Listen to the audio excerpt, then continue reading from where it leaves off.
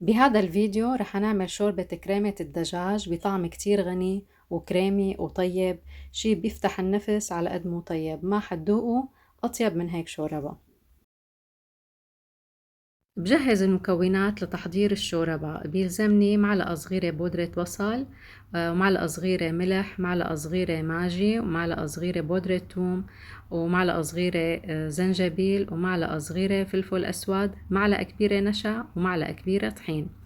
جهزت صدر دجاج قطعته مكعبات بهذا الشكل، بصلة كبيرة وسنين توم، جزرة صغيرة قطعتهم ناعم بهذا الشكل، وكمان بيلزمني الأعشاب شوية كرافس مع روزماري أو ممكن زعتر بري. بطنجرة بدوب معلقة كبيرة زبدة وبقلي فيها الدجاج اللي أنا مقطعته لحتى تنشف المي اللي فيه ولحتى يستوي.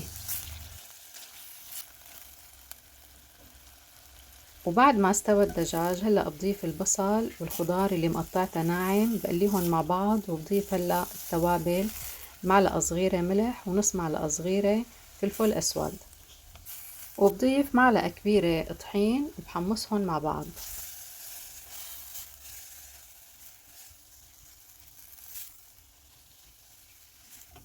بعد ما حمصت الطحين هلأ بضيف الحليب. ضفت 3 أكواب حليب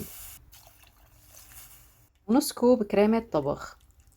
وضروري اني ضل عم حرك الشوربة بهي المرحلة مشان ما يتكتل عندي الطحين. هلأ بضيف بقية التوابل، نص معلقة صغيرة بودرة بصل، نص معلقة صغيرة بودرة زنجبيل، ونص معلقة صغيرة بودرة ثوم، ومعلقة صغيرة ماجي.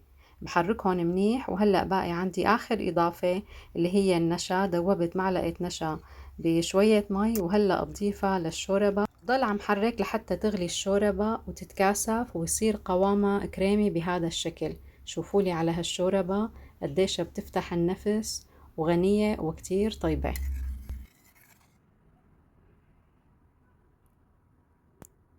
وهلأ شوربتنا صارت جاهزة للتقديم. عن جد شي بيفتح النفس على قد مو طيب.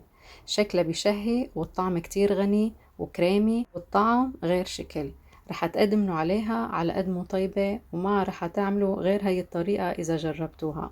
جربوها واعطوني رأيكم وشاركوها مع أحبابكم وأصحابكم. بتمنى تكون عجبتكم الوصفة، وإن شاء الله صحة وهنا.